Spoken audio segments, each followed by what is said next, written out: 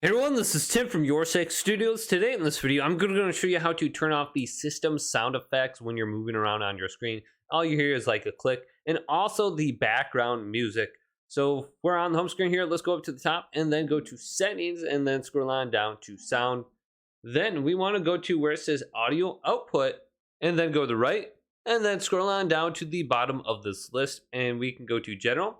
And here is the home screen music. We can uncheck mark this to turn it off. And then here is the clicks and all the system sounds. We can go to sound effects right here and turn this off.